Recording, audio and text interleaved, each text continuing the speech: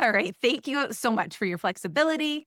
Most importantly, thank you for being here today and for your interest in even exploring this topic. It is one that is near and dear to my heart. I know I've already spoken with several of you about it. And yeah, just something that I want people to understand what is possible. And of course, a huge thank you to Sharon, my guest here today, who I'm going to interview. I think it's really important for us to hear stories of other people walking through this journey because it helps you, again, see what's possible, but learn from both the successes and the hiccups along the way. And so, Sharon, thank you so much for being willing to step into this. I really appreciate it. Okay, so today, of course, you are going to learn from her journey. Toward the end, there will be time for live Q&A, though I have several questions that I will ask her that I'm guessing might be brewing in your mind already to help share about her story. Before we jump into that, though, I do want to offer a little bit of context around the program that I've created to support this, because I'm assuming, yeah, you want to hear from Sharon's story, but you're also wondering, could this possibly work for me? And so just want to share a little bit of background there to frame up the conversation, and then we will jump into the Q&A from there. So let me go ahead and share my screen. All right. So corporate to consulting. The hope here is to be able to turn your corporate experience into a consulting business that fits your life and not the other way around. And so let's start with first kind of this feeling of I'm stuck. This is the feeling that I felt about 10, 11, 12 years deep into my corporate career, a career that I actually loved. I worked for the Boeing company for a long time. That's actually where Sharon and I met. And I loved my work and didn't really want to give it up, but I also was feeling very torn in my personal life. And so, yes, thank you, Greg. I see you've experienced all three of those. So I was a new mother, and for the first time in my life, felt like, I can't give my all to everything that I want to in the way that I want to. I couldn't give my all to my work in the way that I wanted to, couldn't parent in the way that I wanted to. And I really felt stuck because of some of these beliefs, and maybe you can resonate. One, I felt like, well, if I try to get more flexibility in my schedule, if I try to create a little bit more freedom, prioritizing my personal life, that means that my career is going to start to take a backseat and it's going to be a less successful career, something that I've worked really hard to do and something that I care about doing. I thought that it was a trade-off. I also thought that striving for more flexibility in my career meant earning less. And then lastly, I felt I'm a very risk-averse person. Maybe some of you can relate. But I felt if I want to maintain some financial stability, I've got to just stick it out. I've got to stay in this full-time job because that's really the only path for that stability. And so this is where I felt like, gosh, I'm just stuck in this. And I continued to coast for quite a while. I shouldn't say coast. I still was excelling in both areas, but oh my goodness, it was coming at a cost. And so what I want you to know today, if you are thinking any of these things, is that you are not actually stuck, that it is possible to still have a successful career, a meaningful career, career growth, financial success, and prioritize the things that matter most to you, the people and the personal priorities that you want to be able to devote more time to. So you are not stuck. That's really the whole reason I even do this on the side. My main bread and butter is still my leadership consulting practice. I love that work. And oh, by the way, I started to share more and more with people who felt stuck and wanted out of it. And so I'm like, you know what? I'm going to formalize how I support people with this to make sure they get from A to B. So if you're feeling in that spot and you want to believe, okay, I don't have to be stuck here, a couple of stories to help you see what's possible. So Allison just walked through the program, actually in Sharon's cohort.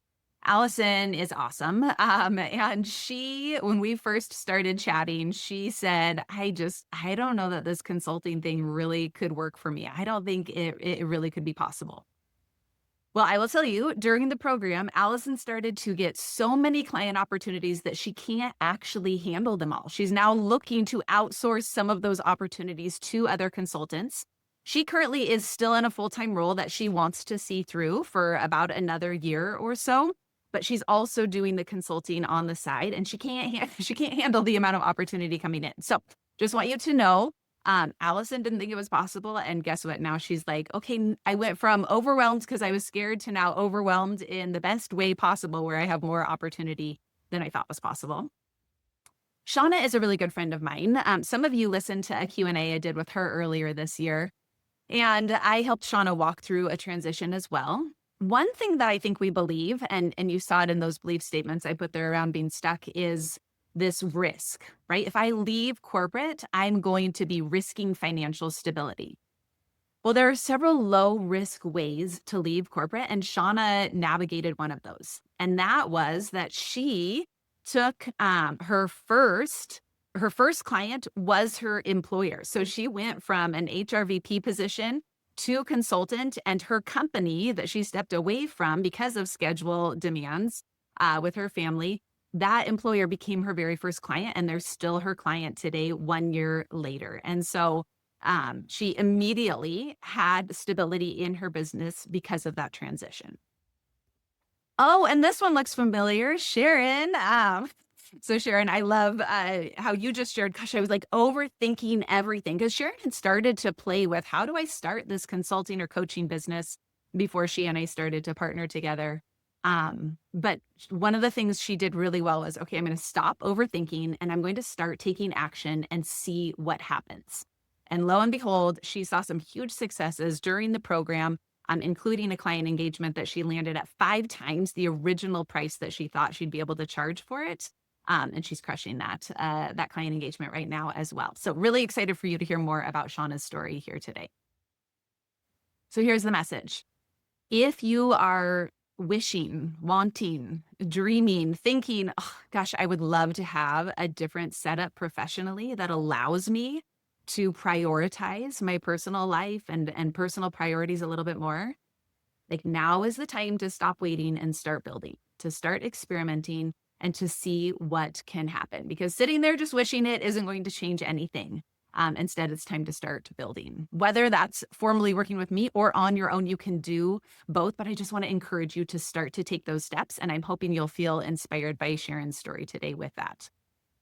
If you want support along the way, because I will tell you from my own experience, it's very difficult to navigate it and research everything on your own. You spend hours and hours overthinking everything and unsure of steps to take. And so the corporate to consulting program is meant to take the guesswork out of it and literally hold your hand step by step, every little piece of the way. And so this program, it's an 8-week program where every single week we go through a 90-minute workshop to help you take some really important steps toward building, launching, and growing your business. Everything from filing for your LLC to landing your first client, right? And so it's every step along the way. You're very supported in that, both by me as well as your cohort. I know that 90 minutes a week is not enough. And so every week we also have office hours. And the office hours, it's open time for you to come in and get personalized support on whatever it is you are working on. So Sharon was great about bringing in, oh my goodness, I'm working on this client proposal. I don't know how to draft it. So she would come in and we would workshop that together real time.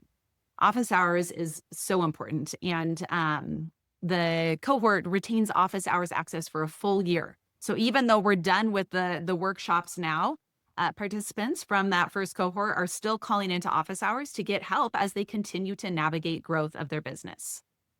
Community support, this one was even better than I thought it would be. The first cohort that we had in this program was amazing. And I know the second cohort will be absolutely amazing as well. We already have some folks registered for the second cohort. But walking alongside others through this kind of scared journey, it just feels so much less alone, and you get to encourage each other along the way and learn from what's working for others. And so the community support, I can't say enough about that. When you join, you also now are connected with alumni of the program too. So everybody is in there together, supporting each other, championing each other along the way, referring each other, if that makes sense. So the community support is huge. And then just the courage to act, right? Again, we kind of stay stuck thinking, oh, I don't know what to do here. And instead it's like, all right, what are you going to complete by next week? Here are your actions. Let's go do it, and then come back and discuss how it went. Okay. So that's just a little bit about the program. That's as much as I'm going to say about that now. Now, that said, if you have any interest, I do want to invite you to book a private call with me. And that's because I'm not going to share a registration link today or anything like that, because it's every person is in a different position right now, and this may or may not be the right fit for you right now. So the invitation today is, let's get on a call and talk about your unique situation, your goals, the challenges you're facing, and help you come up with some next steps, whether or not that is corporate to consulting. And so in the chat, in a moment, I will share a link where I would invite you to schedule time for us to connect. I've cleared my schedule a little bit this afternoon, tomorrow, and early next week. And so snag one of those times and let's get on a call and workshop your situation. That would be my invitation to you. Okay, enough with me talking. I am going to have Sharon jump in here. So while I'm getting the link for the private coaching call posted in there, Sharon, I'd love for you to just start with, would you share a little bit about your career background, just a little bit about your experience? Yeah, happy to. And thanks for having me. I am very excited for this. And this program has really changed my life and my trajectory. And I'm very passionate about it as well. So happy to also be a resource after this for those of you listening and maybe offline listening as well. But okay, my career journey, I would just basically summarize it as a generalist in all way forms. Abby and I, as she mentioned, met at Boeing. I was in a rotational program there. Quickly after that, went into finance, did investor relations, FP&A reporting, moved into consulting. I did merger and acquisition consulting for private equity firms, all the way from deal modeling to execution, integration, bundling and selling companies. And then I moved into the financial services industry and started working in-house corporate development, buying and selling their companies, moved into a chief of staff role. So again, nothing screams generalist more than a chief of staff role. Moved into a chief of staff role for a CHRO, then moved into an HR business partner role. And now I'm in another chief of staff role. So truly across all of the realms of finance, operations, HR, really supporting the business as a whole has been a big part of my career. And through that, I think something that has been a really common theme is just my passion for people and building and pushing leaders and organizations to be even better. And that's kind of the theme that I've found throughout all of my different roles. So it's a little bit about me. I mean, talk about impressive experience here, Sharon. I love how much Thank you. built in your time. And when Sharon said consulting too, that wasn't going out on her own in consulting, that was within corporate private equity. Correct. So, but still, good consulting experience too. Yes. Okay. So because you have been thriving in these corporate roles and continued to grow and change, what made you start to think about potentially going out on your own? So I come from a family of entrepreneurs, and it's an interesting story because my family is entrepreneurs of food services industry. So my interpretation of what it was to be an entrepreneur was very different growing up than what I am now, learning and experiencing, right? It's all hours, all different staff, all those different things that come with food service. But I've always kind of had that itch. You can ask my family, you can ask my friends. I've always had side hustles going on. I've been, dog walkers, lawn mowing services. I have even stacked multiple, what do you call those, scooters on the street to pile them all up to then ride them to my house and charge them at home. So I love always having something else on my plate. And it's always been, I think a strength of mine. Some other people might think it's a little bit of craziness, but I've always been interested in entrepreneurship, whether it's full-time or side of desk. And actually very similar to what Abby shared, I can't even believe I'm saying this, but in November, a 2-year-old. And having my daughter has just completely changed my perspective. And even before having my daughter, I was to the point that I was realizing how much I was giving to so many of my roles. And, I've been treated well in my career through my different companies. they treated me well, but I didn't feel like it was necessarily giving me what I wanted to put into this world and leave as far as the impact that I wanted to drive. And having my daughter, it just even screamed more to me of wanting to own my own time. And I think that that's like the biggest thing is owning my own time. I want to be a part of her life in different ways I can. But I also know that I really want to work and I really want to have something and build something and grow something. So that's kind of why I decided to consider and dip my toes into what that looked like. Yeah, I love it, Sharon. And I do remember when we were at Boeing, you having your dog walking business on. Yeah. I'm like, you have this great corporate role, and here you are. Yep, got my second business going here. I love it. Okay, so you are in a unique. Everybody approaches this differently. You are approaching it in a way where you are still working full time while building this business. Can you share just a little bit about like what has that been like logistically, realistically? How have you been managing this? It's hard. I'm not going to sugarcoat it for anyone. It's exhausting. But I have never felt more energized working on my business because I know what it's for and I know the what I'm working towards. And I think that this program helped me get clarity into what that actually is. Like, what is the day to day? What am I designing for?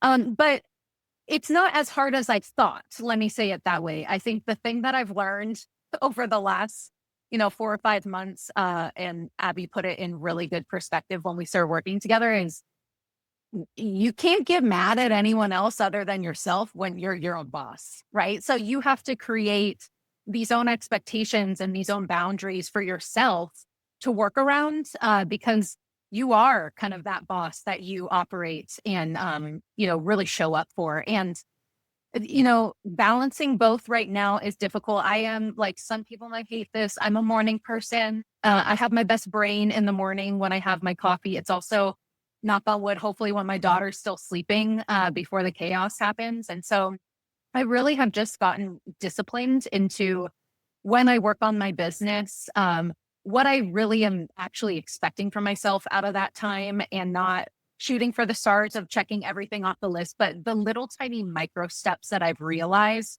have actually yielded so much benefit that I never actually thought would be really realistic in the little tiny moves. Another thing that I did actually was I believe it was February or March. I actually decided in my corporate role to take a demotion, and I asked for that demotion. And as part of that, it was kind of a serendipitous moment, to be honest. It was a moment where I was about to go all in on my business and just take the leap. Mind you, not having started anything. So I was about to just go all in.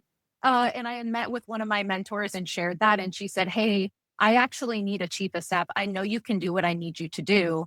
I'll pull you in at a level lower and give you some hours a week to work on your business." And so that was a big thing that, as Abby mentioned, what Shauna did, very different because I'm still fully employed at the company and I flex otherwise, but I have the flexibility to really, and it's no secret, right? Like we talk about it and it's very transparent that I can really invest in my business. And she has actually come back to me and shared that she's seen the benefit of my energy, that I'm able to invest in something that I love, that I'm so much more effective at work now too, because I'm so energized day to day. So that's kind of a little bit how I balance it all. Yeah. So helpful to hear just the practicality of that, Sharon. And kudos to you for getting up early and designating that time to work on the business. Um, I am glad that you share that because, like I shared, Shauna's example of the low risk path. Another low risk path is to build while still working in your own role. And you and I did something similar where I too actually demoted myself and went down to part-time at Boeing while I was building my business. We were both lucky enough to have leaders who were supportive of that. I fully recognize that not everybody has that same opportunity. And yet, I would also challenge that I think more people have that opportunity than realize. If you are a solid performer and you're adding value for your organization, I think you would be surprised at how many businesses would actually be willing to be a little bit flexible in order to keep you on a little bit longer and support a transition. If you go and share here's a dream, here's what I'm thinking about, here's what I want to pursue, here's how I want to continue to support you and the business and make this all work, they're not just going to fire you on the spot, right? They can't do that. And it really does open up opportunity to explore some potential conversations around whether you switch to contractor and they become your first client, or you switch to a part-time role, or you just are building on the side and they know it. It doesn't need to be in secret. And so would encourage you to just know that there's likely more possibility there for more people than think. Sharon, can you share just a little bit about what you did with like conflict of interest to make sure you were Mhm. cleared to start advertising? Because some people in our program, their employers do not know they're doing this. So it really does need to be built kind of in quiet. First, just working with close contacts, which works, and you can still land business and take vacation days to go deliver, or you can take the more transparent routes. Can you just share what that looks like? Yeah, I'm happy to. I will say that my experience is from a large corporate like infrastructure. So they have a lot of infrastructure. And honestly, a lot of I wouldn't say a lot, but there are a decent amount of associates at our firm that do have side businesses. While they aren't, they are probably like lower list side businesses. This isn't something that is completely abnormal. And there is infrastructure at my company that it is a truly like an intake form that I completed. I had already had my LLC, a few like clients already, just like very pro bono clients rolling up. And so I had already that intent to bring into that intake form and fill that out, and then kind of went through the process of just ensuring that there was no conflict. Are some parameters that I can and cannot bring up at work that would conflict with my business being brought into the work that I do, but it was a very non-intimidating process, and I think the transparency at the beginning and knowing that I had the support was one of the biggest things. So Yeah, thank you. Yes, and we want to have integrity in how we handle this, right? You're not going to cross lines that you shouldn't, right? That's not what we're suggesting. Do this in quiet and make all these secretive moves. It's like we want to have integrity, right? So that we feel good about what we're building and honoring our current employer in that. And it's possible to do that. Okay, let's get into the juicy stuff of how have you actually found clients? Because I think that's one of the biggest fears. It's like, well, what in the world? I start this thing. How do I actually find people to pay me? So, can you share a little bit about what that has been like for you? Some things you've tried along the way? yeah, absolutely. And boy, have I tried. I feel like I feel like now that I have a little child, it makes even more sense when you have that like imagery of throwing spaghetti against a wall and you just see which parts stick. I do feel like that is a lot of my journey, which is the fun part. And I think that that's, coming from such corporate infrastructure in my career and always having not necessarily a path because I've been given a lot of blank spaces to work in, but, at least some guidance. It is a little crazy. But I think that that's one of the biggest things that I pull away from Abby's program is like, oh, I actually do have a playbook to figure out how to do some of these things.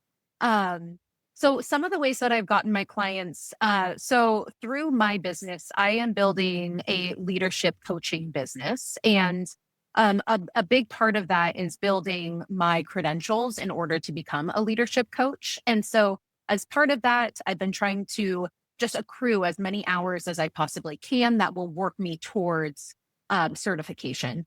And at first, I really just reached out to family and friends and I said, hey, this is something I'm doing. If you know that anyone's interested, that was so scary to me. I am known as corporate girl Sharon. Like, as far as like my brand with my family, like that is it. And granted, while everyone knows I've always spun up things, like for people to even think that I'm going to veer off of my trajectory of success within corporate, it took one, I don't think people even cared about it. And two, it took a lot of processing for me to personally figure out how I was going to message that because it was the most intimidating thing for me to figure out how I was going to share that message.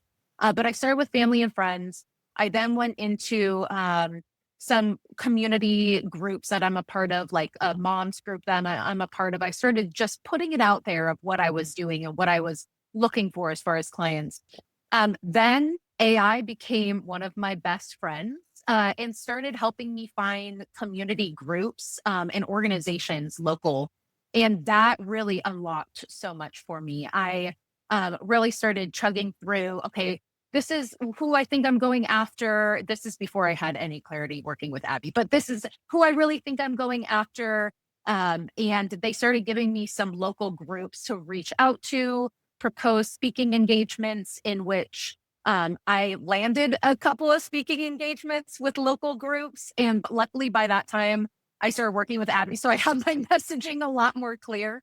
But I was able to do that. And actually, the panelists on those speaking groups are who I've found the most leads through. They've actually reached out to me and we've created kind of a leads or a referring ecosystem within those panelists, which has been great.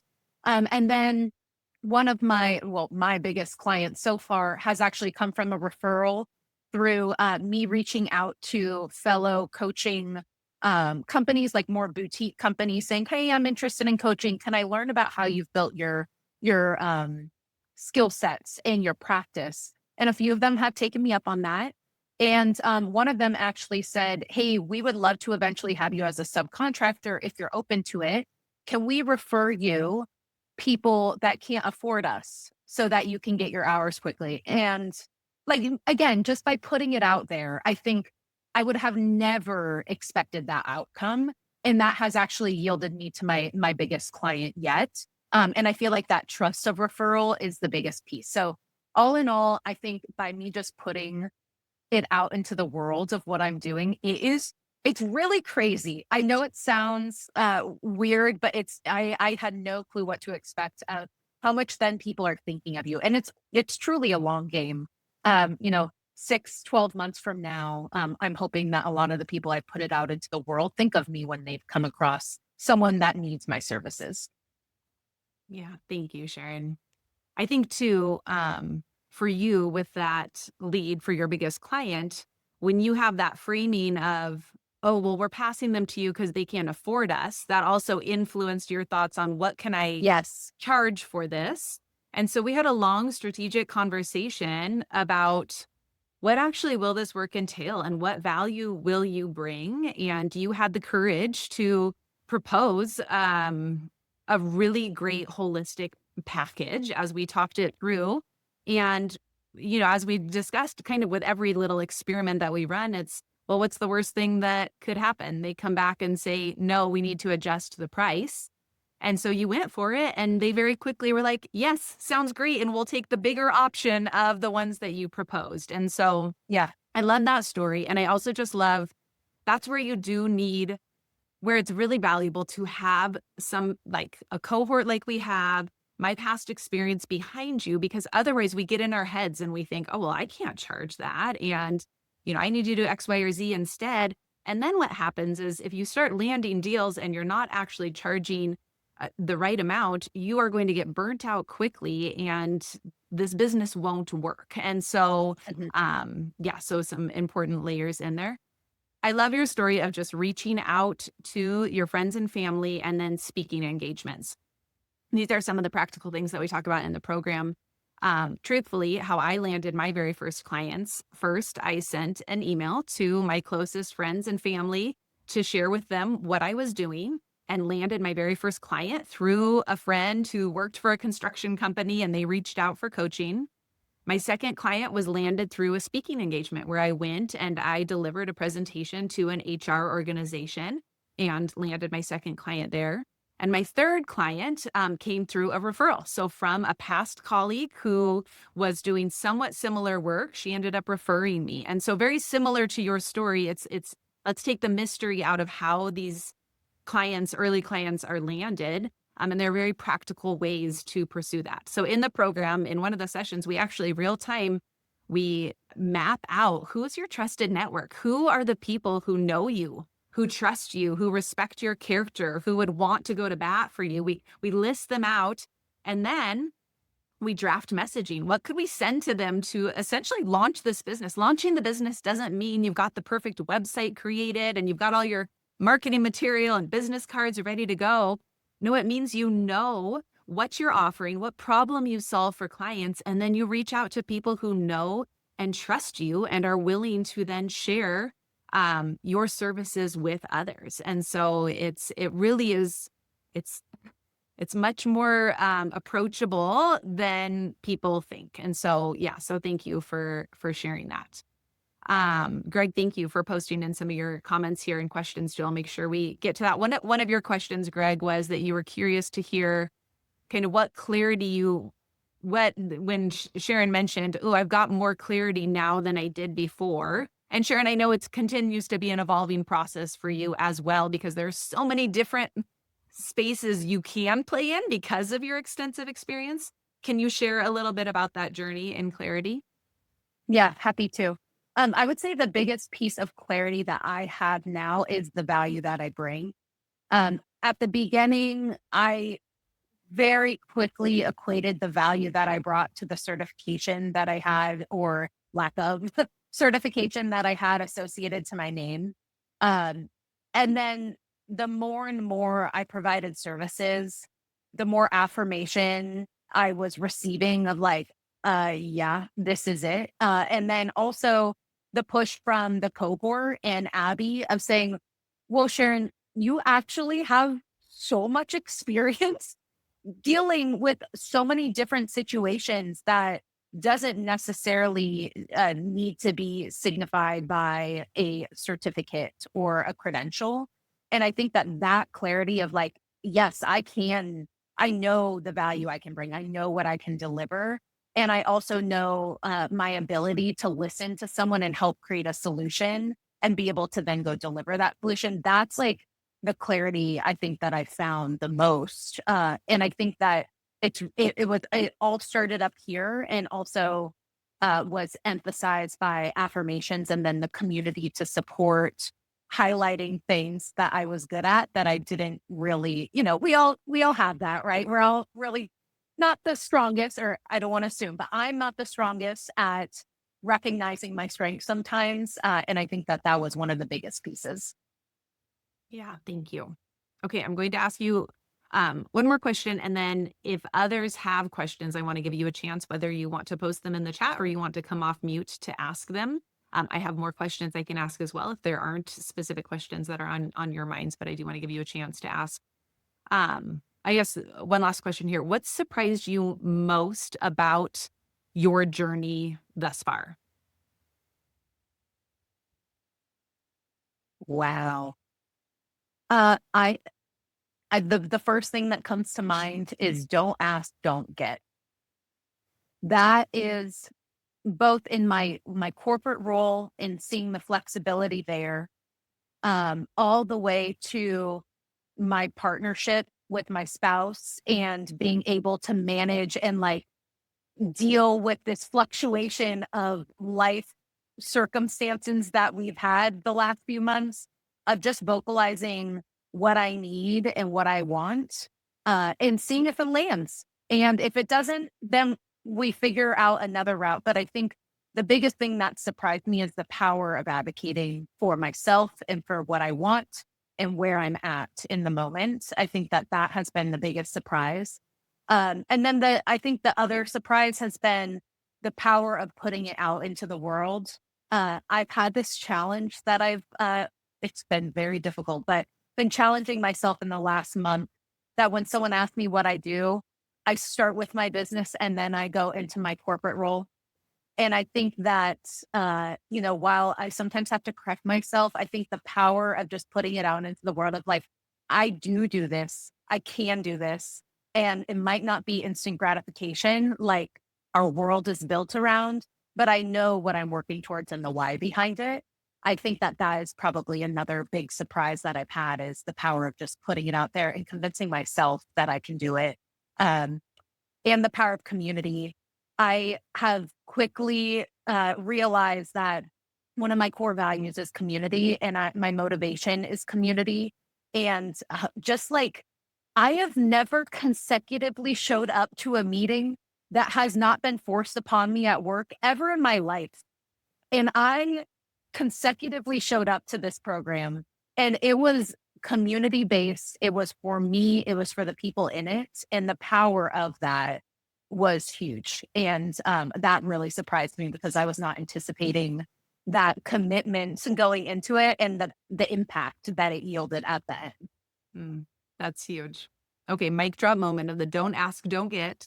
And also you showing up. So just so y'all know, Sharon, she had a trip to Greece for a wedding during the program. She had World Cup tickets, so traveled to a World Cup game, and she moved houses all during the time of the program, and she continued to show up and prioritize the time. So if anybody's like, I don't have time for it, Sharon's like, ooh, I'd like to contest that. Um, Also love you sharing that just starting to, in conversations with people, just to share first, like, yeah, this is who I am. This is what I do. Right. And we do practice that in the program. What should that wording look like where it feels natural, but it also invites people into the conversation and produces some more conversation? Another gal in our program, um, she started to do that more, and she was shocked at the opportunities that surfaced as a result. She actually got another full-time offer for a different job, as well as some other consulting offers just by talking about it, not even realizing, oh, this would open doors. So yeah, love that. Okay, questions. Greg, I know you said I have anybody feel free to take yourself off mute or type a question in the chat if you have a specific one in mind. I'll go ahead and go if that's all right, Abby. Yes, absolutely. Thanks, Greg. Yeah. So Sharon, I was curious. It's similar to Abby's question about what surprised you the most, but I'm curious about the actual working with Abby, because I think what I heard you say is you were doing this for a while on your own, and now that you were on the I would like to know, like on the front side, you had to look at it and go, I don't know if I'm gonna. That's real money, and you have kids when you have a toddler, and I know how that works. It's real money you're investing. There had to be things you're just like, I don't know if it's worth it or not. But now you're on the other side. What surprised you the most to go, oh, I should have done that long ago?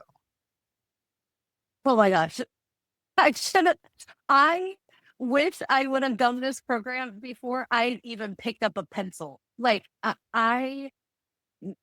Abby's, well, there's so many things, but I'll start with the program itself and the materials are very you can grab and go do. And so there are a lot of playbooks and even she treats us so well. Even to the outreach to people, she, has different voices that you can use and the things that you would say. And it's so approachable and doable because it's little tiny bits and pieces that you can pick up on a lunch break, on a morning coffee, on different things like that. So I would say I wish I would have done it so much sooner.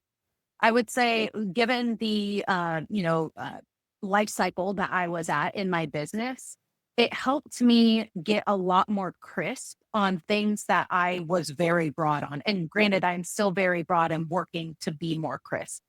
When I first started the program, I was a leadership coach. And now I'm trying to figure out, okay, through the different exercises, oh, I can fix this problem. These are the people I can go after. These are the problems that I can help highlight and solution. And the consulting in me, of course, is like, well, I can do more, right? But it starts to really hone in. And I've been able through the program to get a lot more clear and crisp on what I'm doing. And also have the community to do that. I would say the Abby piece of it is Abby and I'm very lucky that I've known her and been able to follow her evolution of her own business over the last, I don't even know, Abby. I don't know, however many years. Yeah, however many years. And I think that the inherent trust was already there because of our relationship together, the respect that I have for her and her business, and the authenticity behind it, and the intention. I didn't feel like I was being sold on something. I felt like it was truly a hand being reached out to me through the screen and taking me along with her. And I felt that through the process. I mean, even what was it last week, the week before, I texted her, I messaged her saying, I have an idea. Can we jump on the phone? And of course, she's on the phone right away. And so I think that having a partner and not feeling like I did it alone is a big part of working with Abby. It didn't feel salesy. It didn't feel like, a program that just everyone's doing on social media. And then also the encouragement. I mean, when I was pitching my client and I was bringing, X amount of dollars, and she was like, respectfully, I would have you go back and think about that again. And she's not afraid to push, even with the relationship that we have. And I think that she would want other people to push her as well, which we have done. We have pushed Abby, I think. So I think that that would be a big piece of it, Greg. Thank you. I really, I really appreciate you sharing that and opening up, Sharon. I know it's easy to think at the beginning. It's like, oh, I can do this, but when you're on the other side, it's like maybe I wasn't quite so. I didn't have it all together after all. At least that's been my experience. So Yes. thank you for sharing. I really appreciate that. Yeah. Thanks for asking. Thank Sharon, I you. have a question for you. I know this probably looks different from one consultant to the next, but when you talk about landing clients, is this a one-off? You do one service, a full day workshop? Is it a long-term relationship? What does that look like? And even if there's a variety of that, I'd love to understand that part. Yeah, happy to.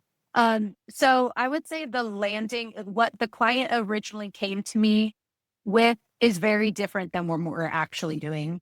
The client came to me saying, I need a 1 or 2 day workshop facilitation. This is what I need us to focus on. And in working with the cohort and Abby, I was able to really put together a way more holistic package as far as coaching their SLT through the duration of the engagement to get additional insight to equip me to step inside that room and actually execute what I need to. And then also an ongoing opportunity for me to continue to engage in their SLT on sharing highlights and observations and really establishing that trust ongoing. And then actually in a month now, I'll be out there delivering a 2-day offsite for their SLT, having created that relationship. So it's interesting because what they came to me, again, in corporate America, you come to me, you give me something, of course, I'm going to go execute that thing. But this was now like my business and my name that I was putting to it. And I wanted to set myself up to be in that room. That was a big push from Abby. She was like, do you know about these people? Do you know these different things much? And so that was a big push to set me up for success there. Outside of that, my other clients had been ongoing one-on-one coaching engagements. I now actually have a proposal out to a physical therapy firm to do more proactive leadership development and team development to kind of get ahead of the chaos and hope that we can curb that. So it really varies. I hope that a lot of these engagements turn on to ongoing relationships because I've really loved working with all of my clients so far. But I would say that it kind of varies, but I lean more on the recurring one-on-ones versus the larger kind of 1 or 2 day engagements. Yeah, Oh. great insights, Sharon.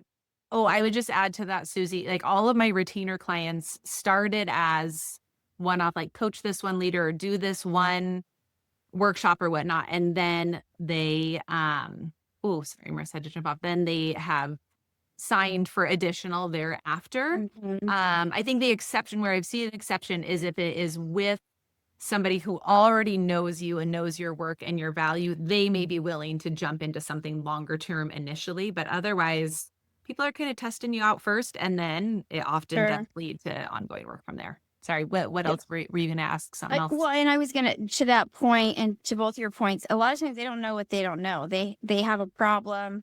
They think there's solution A, and once you kind of peel the onion back, you realize you have to do A, B, C, and D for them. So I Yeah. love that you have that opportunity. My other question was both you talked about like doing a speaking engagement and then you get long-term clients. Is the speaking engagement like they want you to come to a retreat and you're doing a, one workshop for their employees, and then the people who hired you for that retreat brings you on for more long term? So I'll share my experience. My speaking engagement was me reaching out to an organization and saying, "Hey, I see this, your values, your mission. I have a topic I'd love to bring to your members." And I truly like created a topic. I created what I was going to say, what they were going to walk away with, and it was very detailed, focused topic. And AI was a great partner in that. To be fully transparent, like an incredible tool that gave me a really good insight into where some of those areas could mesh and where I could bring value.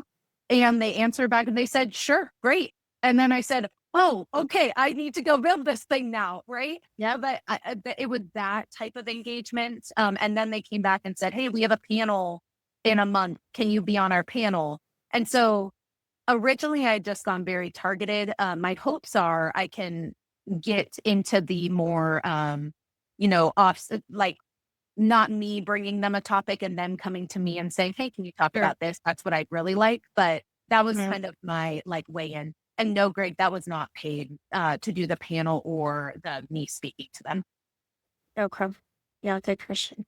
Thank you, Sharon. Yeah, Mhm. good insights. Susie, mine have been a mix of unpaid and paid. I'd say mostly unpaid, and it's speaking to different organizations like Sharon is talking about, right? So whether it's a leadership group or an affinity group related to your industry, or um, I mean, even like a women's group, like a group of women in architecture and construction and engineering, they brought me in. So just these different audiences. And then, yes, delivering value, like delivering something that would be helpful to them. Um, it builds that know, like, and trust factor with them initially. And then there are strategic ways to invite them into a conversation thereafter to continue to build the relationship that could lead to business. Sure. You're not really ending it just with the direct, like, "Hey, if you want to work with me." And we talk about this in the program too. So, but then even paid stuff. So like I just spoke at a large conference last month, which was a paid engagement. And oh, guess what? It just led to a really large contract with somebody who happened to be attending that conference. Right. And so anytime you get to be in front of people and they get to see what you're like, they feel like they get a little taste of the value that you bring, it typically Yeah. leads to opportunity there. Sure. Yeah. Great. Thank you both. Yes. Yeah. Any other questions? Yes, Greg. I was just saying goodbye. I got to, oh, sorry. I've got to jump to another call. Thank you so No, much, Sharon. Thank you, Bye, Abby. Greg. Really appreciate it. Great Okay. question, Susie. Try- See ya. try not Bye, to Greg. go. Thanks, Greg. Thanks, Greg. Yes, I know we're almost at time. Susie, anything Yeah. else burning on your end?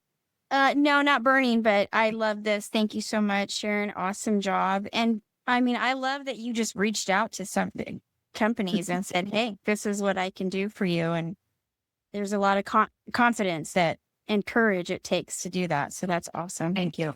Thank you. Yeah. I don't know if I said this, but a lot of people didn't answer back. Sure. Oh, But sure. the Yeah. one person that answered Yeah. has now hopefully yielded in so much. So I do Yeah. think that, thank you for saying that. It Yeah. is scary. It does make you a little uncomfy, but oh my gosh, I remember the night that I got my large client answer back saying we want the larger package was actually the night that we found out someone accepted our offer to buy our house for us to buy their house.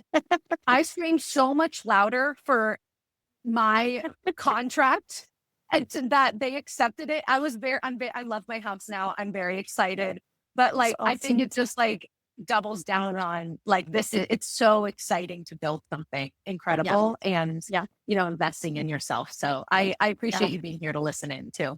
Yeah, that's awesome. Thank you so much. And thank you, Abby. I will respond to your email. Hey, yeah, I'm looking forward to chatting with you again, Susie. Okay. Sharon, All right. Thank so much you. for Awesome. your Appreciate time. you both. Thank you both. So Bye-bye. appreciate it. Thank you. Okay. Bye-bye. Yeah. Bye.